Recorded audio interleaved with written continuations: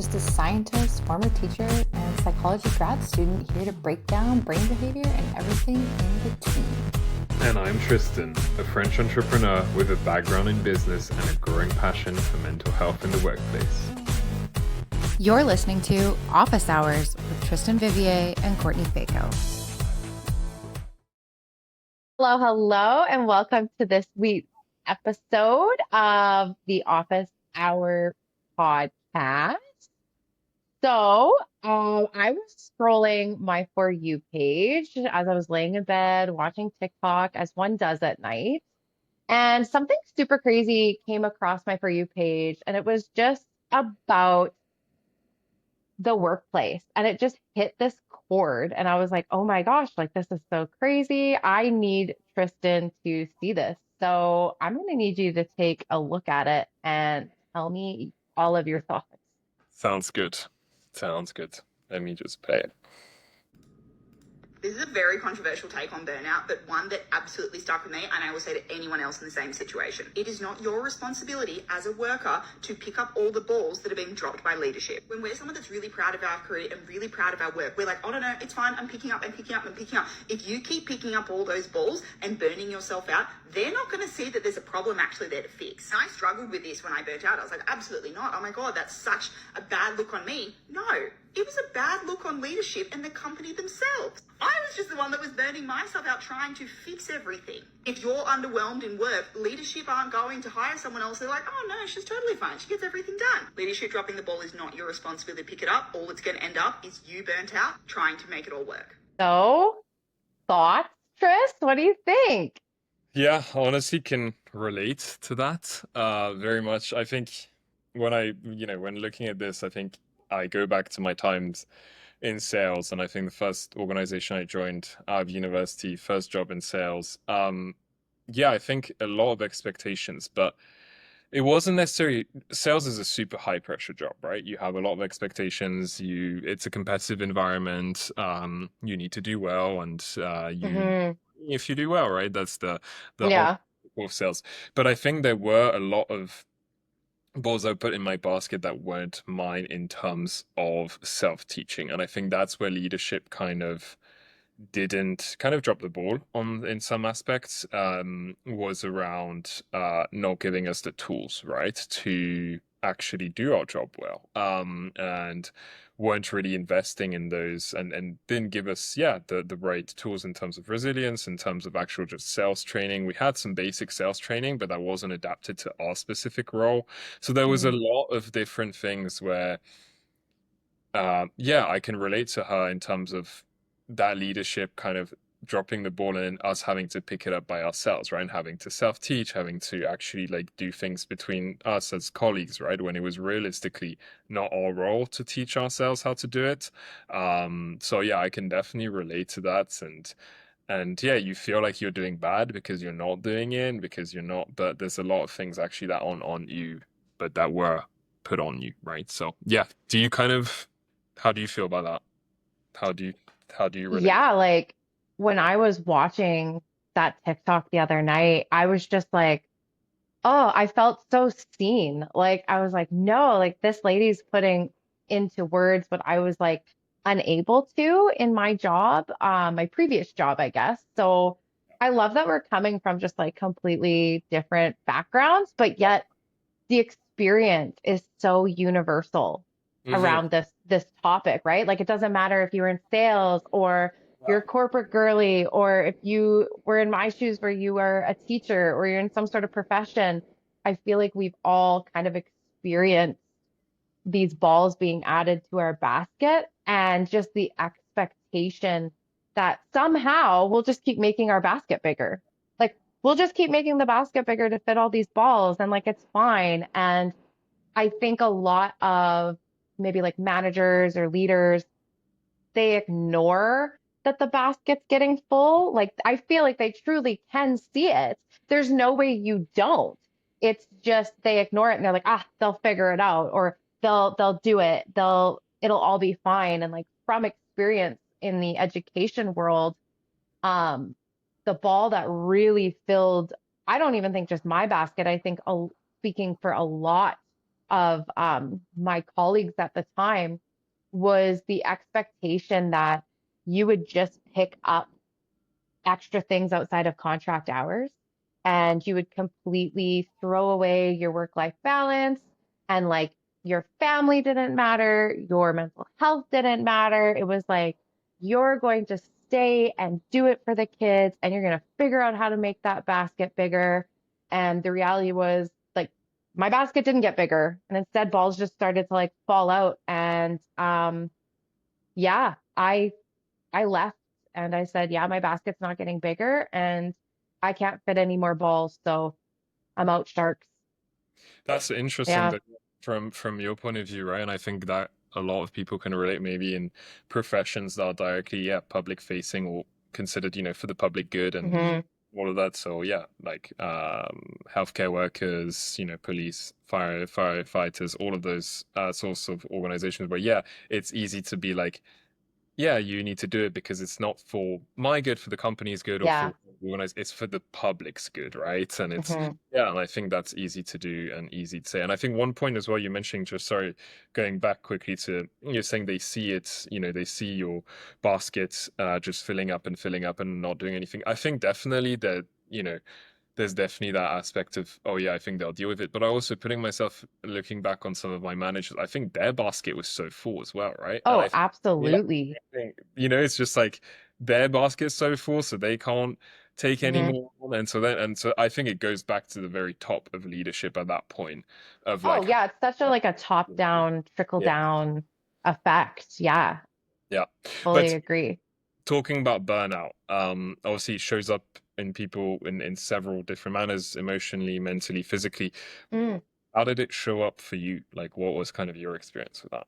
Oh, I actually love this question because I feel like burnout is just so generalized where it's just like, oh yeah, they're experiencing burnout. They left their job or um they just couldn't do it anymore. They left their job. And it's just so much more than that. Like burnout shows up in so many layers and so many different ways. So for myself, when that basket was just starting to like overflow, and I could even argue like before the basket even started to overflow, like it was getting full. Um, I was having a lot of like physical symptoms that I just ignored, right? Like I'm like, oh, there's no way I can't handle this. Like I can do this. It's fine. Um, but I was getting like paralytic migraine. So it would like come as like a stroke. It was super scary. And I just told myself like, oh, this week's just stressful. It's one migraine. Like you'll get over it. Next week will be better. But like, spoiler alert, the next week did not get better. Yeah. And my migraines just continued, but I still chose to ignore them. And then it moved into stress ulcers where I was like on medications for them. I was constantly like, do I have enough medication to get me through the week? Because I would have to leave my job if I couldn't show up to work. And then what about all the plans for the kids? And there was just so many layers to it. But at the end of the day, I was just completely blowing past my body's red flags. Like looking back, these were my body's red flags to burnout, and they were so blatantly obvious. Yeah. But there was so much pressure that I was just like, ah, whatever. Like I'm fine. I'm gonna suck it up and do it. Um, and I couldn't. And I hope other people can see their own red flags and they're like, oh, my body is also telling me these things, but I totally get if they don't because I didn't. What ended up being my biggest red flag for burnout, my biggest indicator that I needed to make a shift and I needed to make a change was the emotional toll that it was taking on me. Yeah. People would describe me as like an energy vampire. They were like, oh, you're so negative to be around and you're so dark and it's gross. And I'm like, I just never saw myself that way. Like I never viewed myself that way. And it was actually when my partner started making these comments and was like, your toxicness of your workplace is bleeding into our lives. And there was an ultimatum, and it's either me or the job. And that was my big indicator of like, holy, I need to reevaluate. Yeah. Yeah. Yeah. Um, do you experience any of this? Like, I know everyone's so unique and it's So such different. a Yeah. strange process. No, I can definitely relate to some parts of what you said. I didn't have as much the physical, like actual, like, ulcers, and that sounds just horrendous and Mm, so painful. No, mine was kind of like you said, and like the part I can really relate to is the red flags that your body does send, and then just not ignoring them, and then in my case here was just the that point where I was like, okay, this is too much.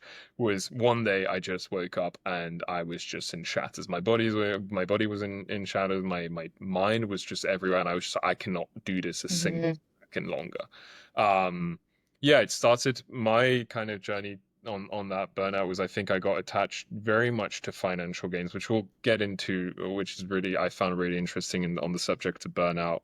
Um, but got very much attached to financial gains, and so I took more of an emotional toll because I just got into that mindset of, yeah, all that matters is money, all that matters is that, so everything else did not matter, right? All that matters, hmm I would make more calls because I had more chances to book meetings, which would result in higher commissions and all of that thing, and so everything stopped. So the red flags started to show. Stopped taking care of myself, right?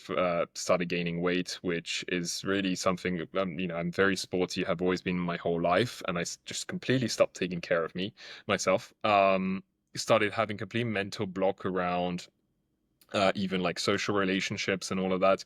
Really put that back. But also even looking at future, right? Like planning things like you were saying with your partner and stuff. I just was so unable to look past the week, right? The working week. hmm And so all of that kind of accumulated without me really realizing, because again, I had that goal and I was just like, um, and did not take care of myself in any way to try and stop the burnout or at least prevent it. And then all of a sudden, I just crashed. And yeah, it was kind Yeah. of this. I was just identifying myself with what I was making, all of that. That was the most important thing, and that was it. And then yeah, at some point, like you said, it was just kind of like that that cinder block just fell on me, and I was just like, okay, well, this is too much, and I really can't do this anymore. And yeah, it obviously impacted relationship, partner, like you said. Obviously it does, and we all know that partners pick up on your mood, hmm your demeanor, especially they spend a lot of time with you, and yeah, it's definitely something that affected them. And at that point, I was just like, it's too much for myself and for my family, and so had to stop. So yeah, that was kind of what happened. And on that note, I think that's a lot. I think a lot of people and probably listeners can relate to that. Yeah, listen to the red flags. Listen to red flags. I think that's a big thing that I would look Yeah. back and tell myself. But I think that leads to burnout, leads to also, which is what the topic of this whole podcast is, but job hopping, right? Is that's one big factor, right? So if a workplace is really taking a toll on you, people might want to jump. There's other reasons which we'll go into in a second, which I'm really excited to talk about as well, because I think it's something that I didn't even know before really researching and going into it. But yeah, I think it's super interesting to see, especially our generation, how they're looking at working and the impact that can have on burnout. So yeah, interesting things. Yeah. I would love to talk about job hopping. I'm very excited to get into it because I feel like I am like a chronic perpetrator. I am like the job hopping master, I feel like at this point. But like before we get into that, I just like feel this huge piece that you said, which was like I had to wait for the cinder block to like Yeah. drop. And I think my hope for any of our listeners is like I want to say this louder for the people in the back. Like, do not wait until the cinder block drops. Like, do not be like Tristan and myself. Like, look for those red flags. And that's our goal, I think, today in this whole podcast is let's look at what those red flags could be and how we can address the red flags and have tools and techniques to move through them. So we aren't chronic job hoppers like ourselves. But job hopping is such a wild phenomenon. It's kind of just growing in popularity, and we're going to like get into how job hopping became a thing. And while you listen, you can be like, is that me? Am I like a chronic job hopper? And like, it's okay if you are. Like, we listen and we don't judge here. Like, me too. Me too. Yeah. Absolutely. I think that's exactly it, is I think the example of yeah, just don't take example on us. And I think try and do the opposite, and then where you'll be on good track. But yeah, no, definitely listen to yourself and listen to your body. Oh, I agree. I'm definitely um on the same page of like, if you take anything away from this podcast, it's don't be like Tristan and Courtney. How we were a couple of years ago. I also Exactly. apologize. I just like, if anyone is viewing this, I love being a dog mama, and she is such a little brat sometimes, and it's too hot outside, so she just needed to be let in. Don't But worry. job hopping. So like I said, I feel, and maybe it's just because it's the world we're living in right now, but I just feel like it's really gained popularity. Like I feel like everyone you talk to is like, oh, I quit that job a year ago, or I quit that job a couple months ago. And when you have the conversation with grandparents or parents, you hear a complete opposite Oh, perspective. They're like, I was at that job for 20 years and I got my gold pins for 10, 20, and 30 years. And you're like, how did you do it? Right? yeah. What I found, because I was like, are we broken? Like, is there something wrong with us? Are we just not as tough That's as these other generations? yeah. And I actually found something called hobo syndrome. Yeah. Yeah. So like, I'd never heard of it, but Me. apparently in the 70s, uh, psychologists deemed people who jump jobs like chronically, so like me, Yeah. maybe you, Yeah. um, they would Definitely. have been not diagnosed, but they would have been said to have hobo syndrome, which is just this idea of jumping from job to job to job and never having a stable place to be or to stay or to land. So it makes me wonder if the reason our parents and our grandparents maybe didn't job hop as much as we do is because there was such a stigma Yeah. associated with it, and that stigma maybe doesn't land as well as it did 50 years ago, 60 Yeah. years ago. Yeah. No, that's so fair. Like, I mean, when I look at, even when I started moving jobs, definitely you could feel, the older generations were definitely not enthusiastic about it. Like Hmm. I was lucky my parents were very supportive. Um, I mean, I even hopped in university from degree to degree, and they were supportive then and were supportive with my job. But I also know that they were worried, right, for it, and understandably so, right? I think, that's like you said, is something that they don't know. That's not what their generation. Hmm. And there's that fear of unknown, right?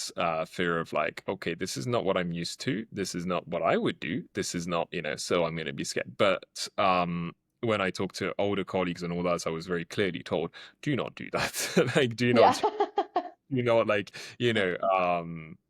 yeah, I think there is that big.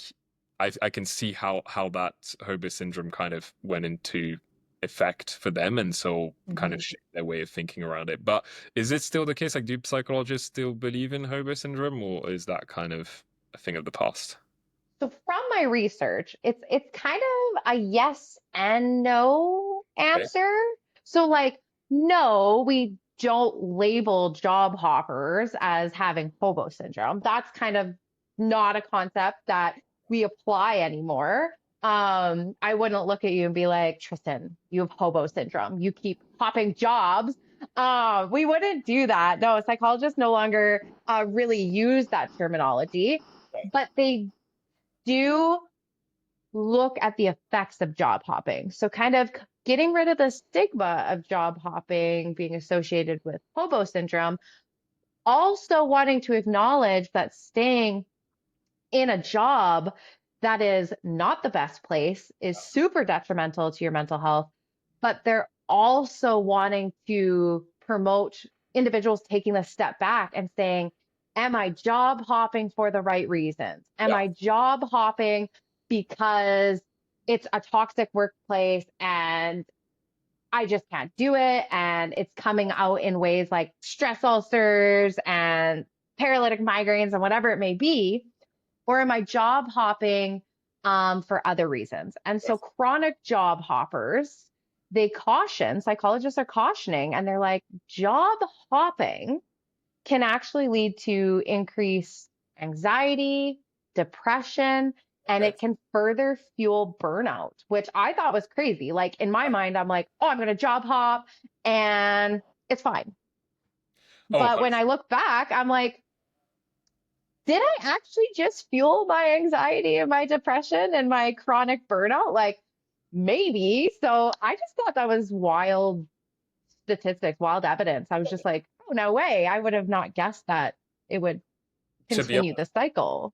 me neither. When like you said, when I started researching all of this, I didn't know.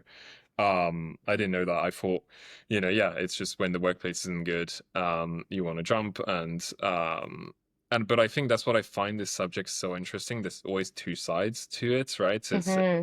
the mix is, yeah, maybe the workplace isn't suited for you and isn't the right fit and might be toxic and all of that stuff. But there's also things that you might be doing right to fuel your own burnout, which is super fair. Ooh. Yeah, just to kind of give you a bit of a statistic, just talking about job hopping, so our listeners also kind of have a bit of context, and it's not just two of us just saying, yeah, people are job hopping. There's actually a LinkedIn study that came out it was 1,250 Americans, and it revealed that 58% of people changed employment in the last 5 years, which is pretty crazy. More than, one in two people have basically changed job, right? Which is kind of crazy when you put it like that. So. Yeah. What, Yeah, that's a high percentage, Tris. I would not have thought it would be 58%. But when you think about it, you talked about a piece of like them, people being responsible for their own job hopping, people being responsible for the crash out of it. And that just like struck a chord where I'm like, it's the accountability piece. It's the accountability piece.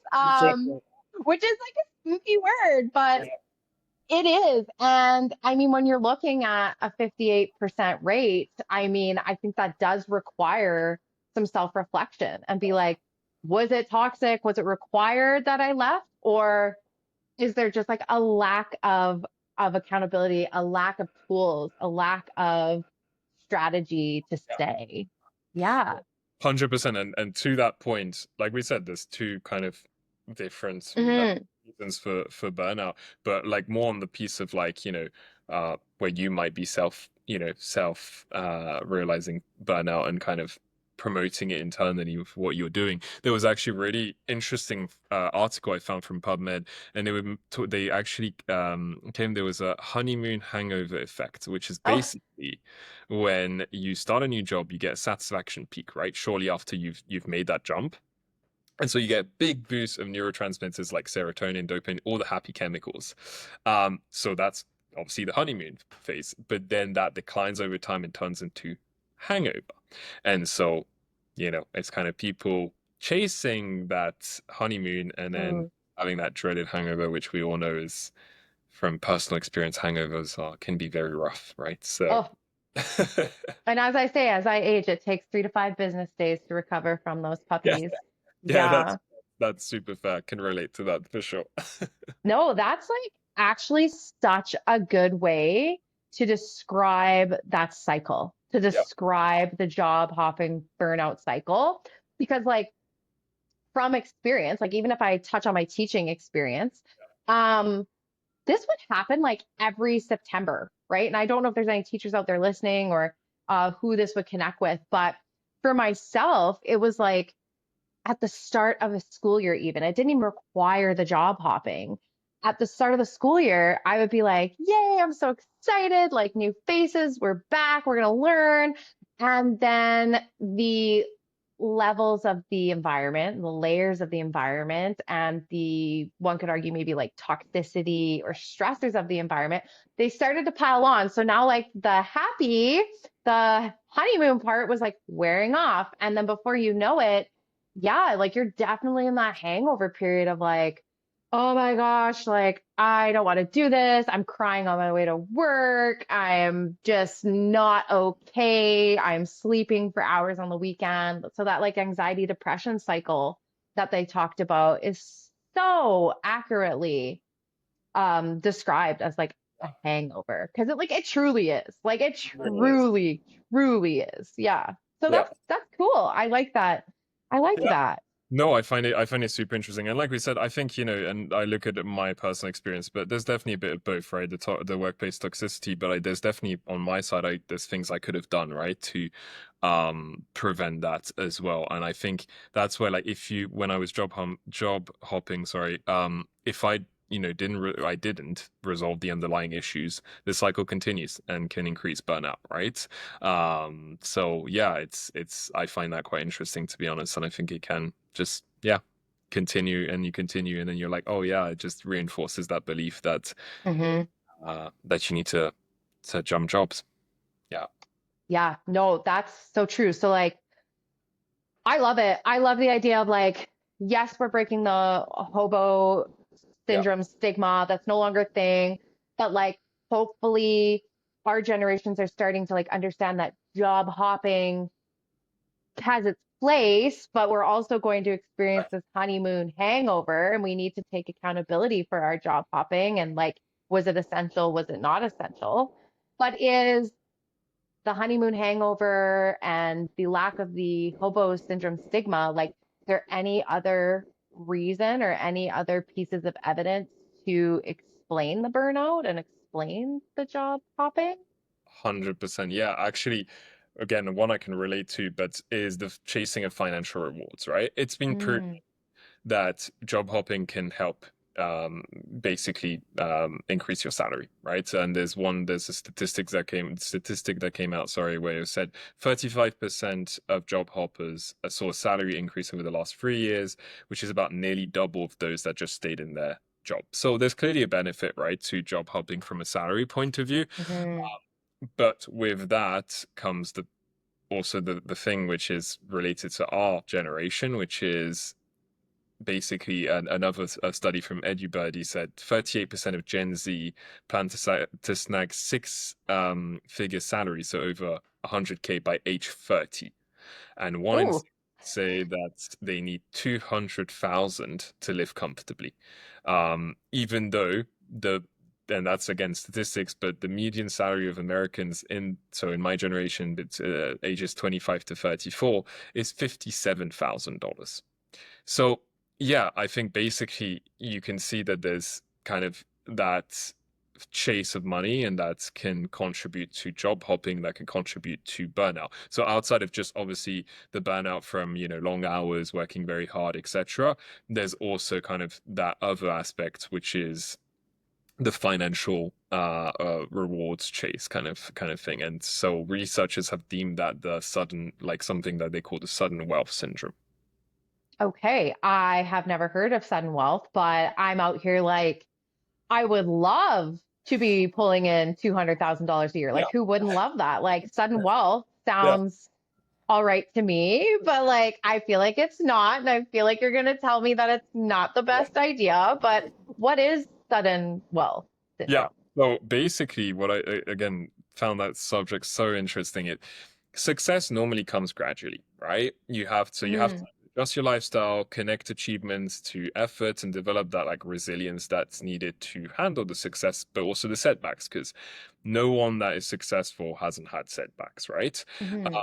But when success comes quickly, so those people that job hop or all of a sudden start making a lot of money and they haven't built that resilience, well, when they do have those setbacks, which are inevitable, oh gosh, I'm sorry, my French is coming out, but is basically going to happen. That's another way of saying it. Is going to happen. They can't deal with it. Right. And so that's kind of that sudden wealth syndrome where you get all that money all of a sudden, but you haven't built the necessary skills to maintain that and to deal with Mm. everything related to making a lot of money. And so you kind of have those issues and then can continue with burnout, right? And you can continue that cycle, unfortunately.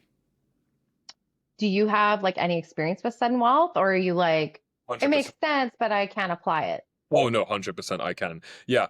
Going back again to my experience when I first started my professional career. I basically started making a lot of money very, very quickly.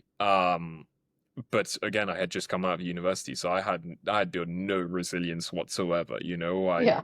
I had built nothing that was, that could be considered professional resilience. And so I started making a lot of money, having a lot of fun, having all of this, but really struggled as soon as I would have setbacks, right? When especially in sales, and I know every salesperson can relate, things are in your control to a certain extent, but some Hmm. things are not in your control. And unfortunately, things can happen that you're not going to be successful. And that just is part of it. And if you haven't built that resilience, if you haven't built all of that, when that happens, it's easy to go back to basically burn out, right? And that can be from just overworking and just putting more and more pressure, which was my case. Like I just started putting more and more pressure on myself, just continued going into that pressure mentality and just working way too hard, um, and doing all of that. So yeah, that's kind of where that's definitely applied to me. I feel like a lot of these that we talk about burnout and the syndromes relate to, to my experience, which is interesting, and I hope our listeners can learn from my mistakes. But yeah, no, that was definitely a big key aspect, and I can definitely see it around me as well. Those people continuously chasing that financial Hmm.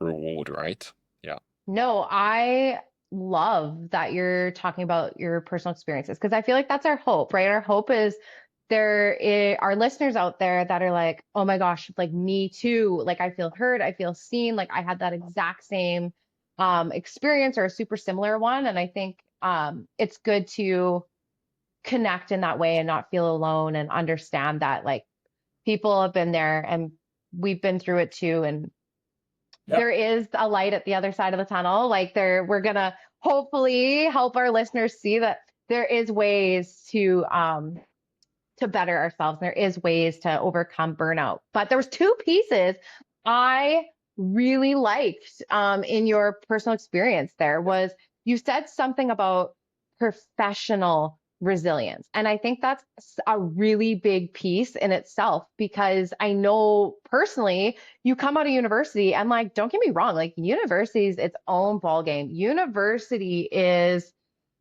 oh, as I described it to children, to the students sometimes when they're like, I'm so excited. I'm like, I love that you're excited, like absolutely so excited. But I feel like we don't prepare people enough for like riding a bicycle while it's on fire, is how Yep. I describe university. And it's educational resilience.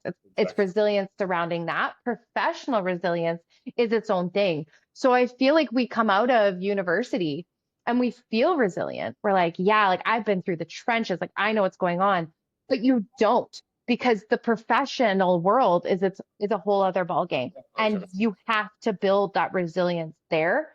Um, you can't build that in a 4 week practicum. You can't build that in an internship.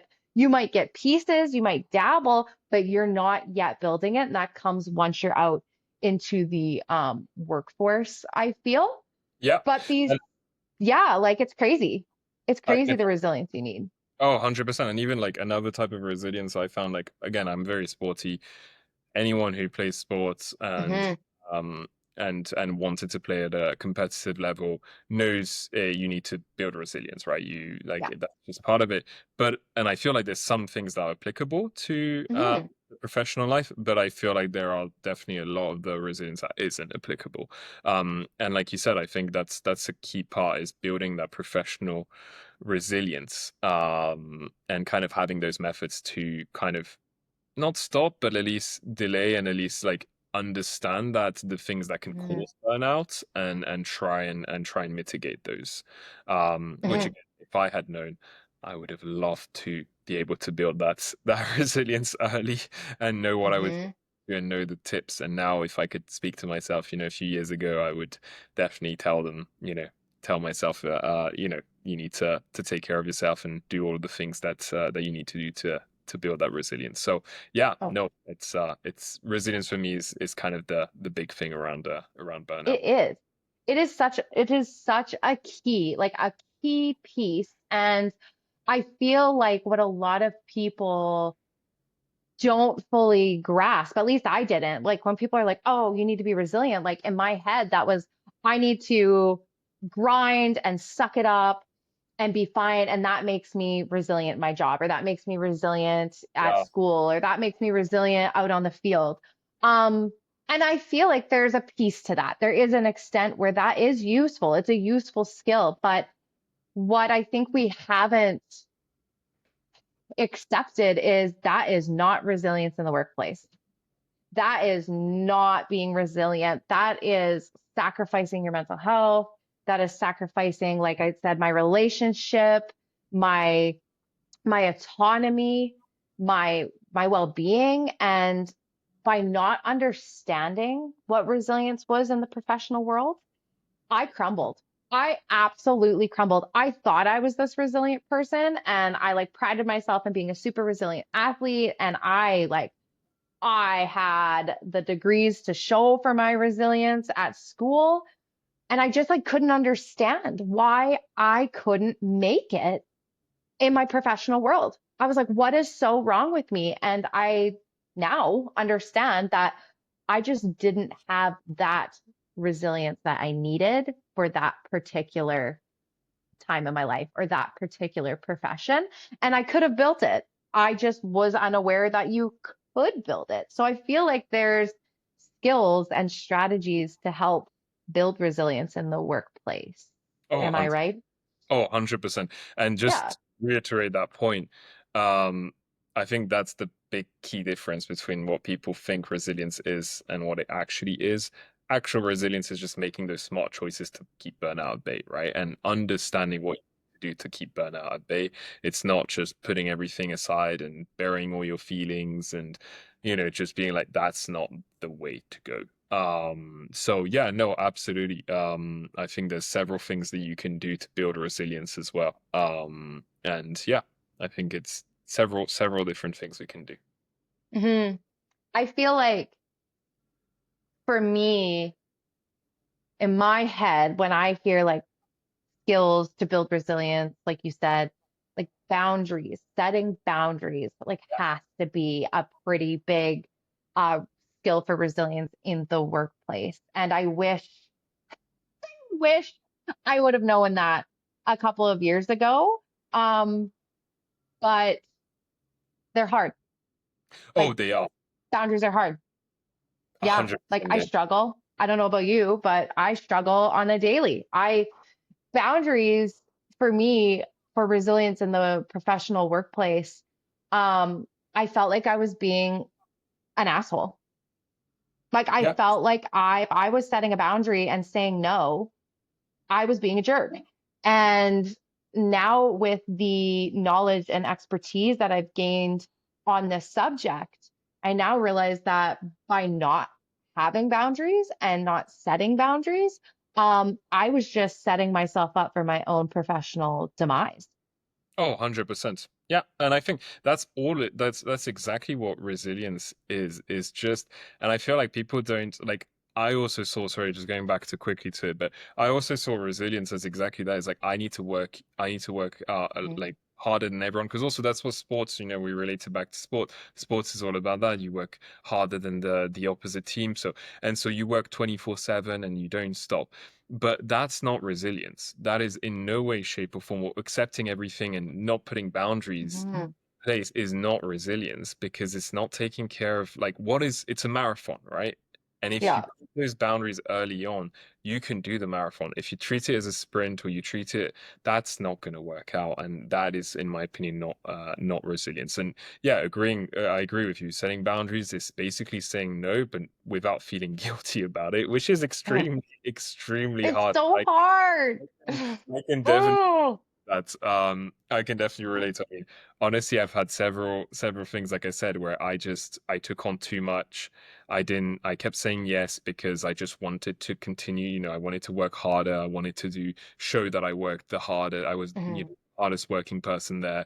Um, and never said no. And that's great till the point where you just reach, you've overcommitted and you're just emotionally exhausted and burn out. And no one really wants that. So yeah, I think boundaries are absolutely key. Yes. And like, I love that you said, like, I just wanted to like show people like I could do all the things ultimately and that like I could keep doing them. And I feel like a lot of our listeners might relate to that because like that strikes something, that Yeah. strikes a chord where I don't think it matters what career, what profession you're in. I feel like we have been conditioned to believe that we can't say no because if we say no, then we look inferior. Or if we say no, we look incapable. And I hate that. I absolutely hate that. I think there's such a powerful piece to being able to say no and saying, no, I can't take this on, period. Yeah. Like it should just be, no, I can't take this on, period. I don't think there needs to be a justification because my kids have a dance recital, because I have to run to hockey practice. You should not have to justify your no. No. And I think that's a huge piece where as you learn to build boundaries, at least from my personal experience, I would say no and then I would try to justify it. And what I have realized now is in order to set a healthy boundary to protect like my time and my energy and my family life, like no legitimately is a whole sentence. Yeah. No, no, I can't. And it should be able to be left there and respected there. And that's a scary place to be, is like saying no and being okay with it. And I Yeah. hate that it's a scary thing, but I think a lot of us struggle with no being a complete sentence. Oh, 100%. And Yeah. I could relate to that. And talking about that and talking about like those boundary setting, I think another tool that you can use that is related to boundaries and can help prevent burnout is goal setting. Mm-hmm. Clear, achievable goals that build resilience and, it provides focus and motivation, right? If you have a goal and a clear goal, it's really going to help, especially on that boundary side. Because if it's outside of, if that's basically task that's given to you or that ball that's given to you does not help you get towards that goal, then shouldn't be even, taken on, right? And I found that actually examples. I was reading something about Warren Buffett, which I know your partner is gonna love that I mentioned. Obsessed with Warren Buffett. Uh, but it was super interesting. So he basically his private pilot, one day asked him, basically, how are you so successful, right? Which everyone, I think, in his position would do, right? If you're talking to Warren Yeah. Buffett. And he made him sit down and he made him basically write his top 25 professional goals. Okay. Mhm. And then he made him do two lists, the five most important ones, and then the rest, the other 20. And most people would think, oh, okay, so the five, that's great. And then I've got like the 20 that I'm still going to go try and, pursue, but it's just going to be less priority. And he was like, no, you don't do that. You basically put that in the bin, you take that list, you put 20 in the bin, and that's it. And you just Yeah. focus on your five. And that's related to the goals, right? And obviously we have to take the smart approach, which is, specific, measurable, achievable, relevant, time-bound goals, and that's super important. We said it's clear goals. It's not just random goals or, oh, I want to become, I want to have a penthouse tomorrow, right? Like things like that. No, it has to be specific and it actually achievable. But if you've got these goals, it goes back to boundary setting, which is you just stick to those goals and that's it. And whatever works to make you achieve those goals, great. Whatever doesn't, those other 20 goals, just put them aside and that's it. I don't know what you think about that, but Oh, that really resonates with. I love the SMART technique for goal setting. Like I have been using the SMART technique for a while now because I was so guilty of not picking the top priority goals. And I would just be like, yeah, I can do that. Yeah, I can do that. Yeah, I can do that. Oh, yeah, I can absolutely get around to that. And it looked all good in the moment. And then I would look at my to-do list because like I'm a sticky note girly. Like if it doesn't end up on a sticky note, it's probably not getting done. Like my family's so used to finding sticky notes around the house. But the reason being is At first, I would just make this one huge comprehensive list, and there'd be like 50 things on it. And it doesn't matter who you are or how good you are at life, you're going to look at that list and you're just going to feel defeated because you go, what about I only have 24 hours in a day? When do I sleep? Like, when do I take this person to practice? When do I cook Yeah. supper? Like, when do I do the things? And it became so overwhelming. So I started to use the SMART technique, and apparently the technique that Warren Buffett uses. Like, I feel so excited that I am applying this technique. I didn't even know. Um, but I go and I put, okay, today, what are my three top priorities? It doesn't matter. I have another 50 things on the list. That's not important. What are my top three priorities? And what's cool about that is I can achieve three things a day, three reasonable things a day. And then I leave my day feeling super good. Like, Yeah. I'm like, yes, I did the things, I got them done.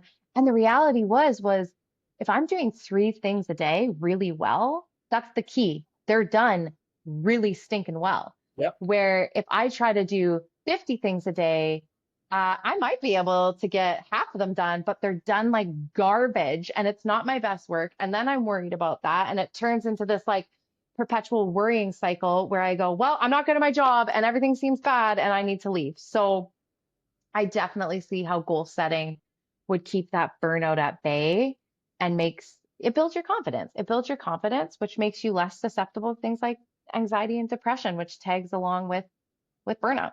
Yeah, and and also relating it back to your previous point about boundaries as well. It's it goes back to boundaries, right? If Yeah. it's as you said, and I think a big thing as well, we were talking about boundaries, is also can be internal boundaries. Like technically, Mm, I'm an entrepreneur, right? So I don't have anyone coming to me and being like, you need to do this, you need to do that, you need to like no. I'm just trying to build several things. I'm trying to do a lot, and I need to set those boundaries for myself as well, of being like hmm exactly saying, I've got these three goals today. This is what I need to do. No matter how many emails I get, no matter how many things that come in, if they don't, fit within this goal and help me achieve these goals that I've set, then I need to put them aside for now and focus and really set those boundaries well. So yeah.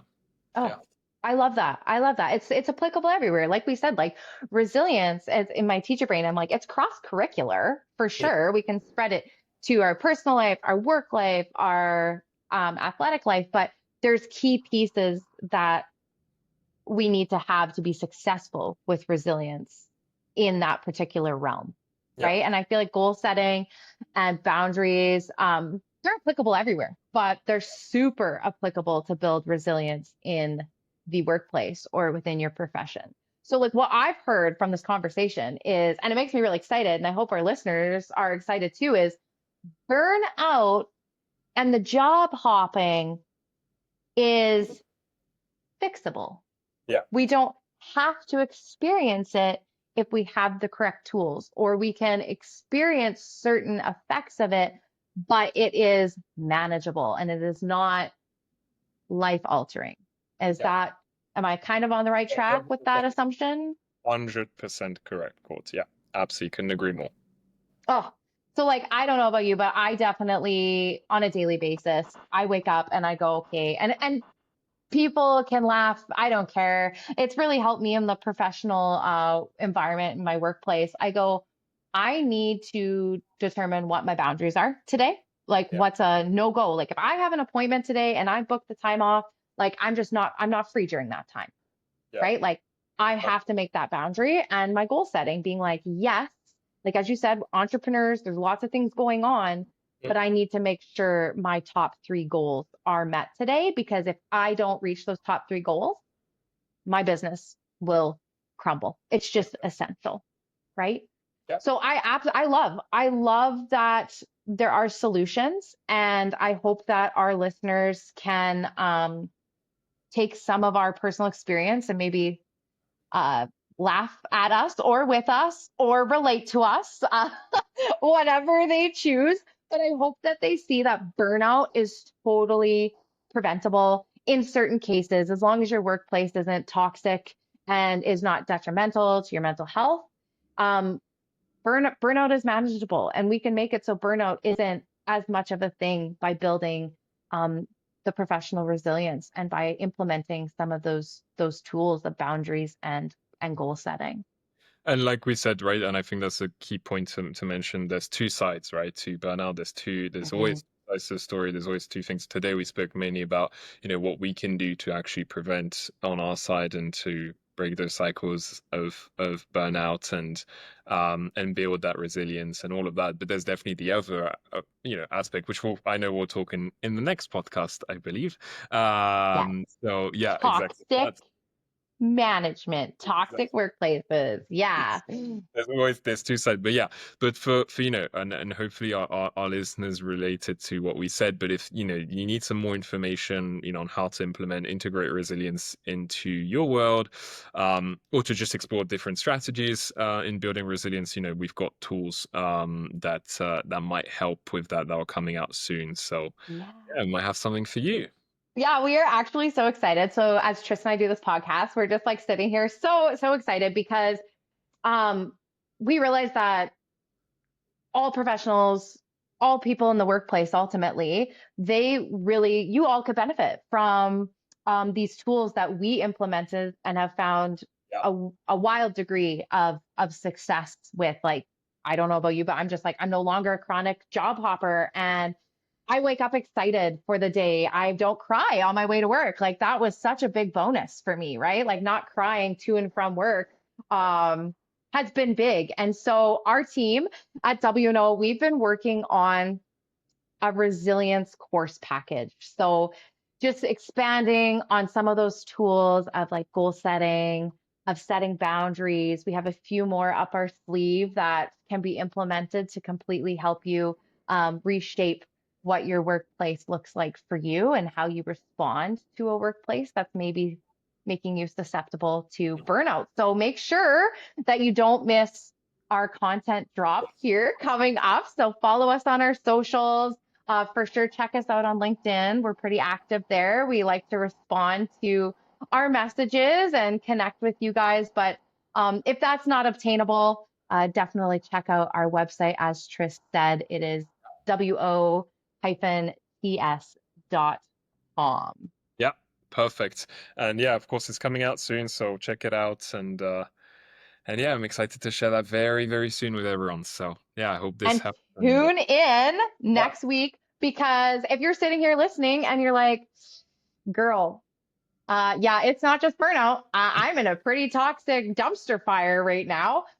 We would love to discuss what toxic workplace looks like, the difference between a toxic workplace and just burnout and overwhelm. And we're going to touch on that toxic workplace and our mental health. So that's coming up for you next week. So make sure to tune in.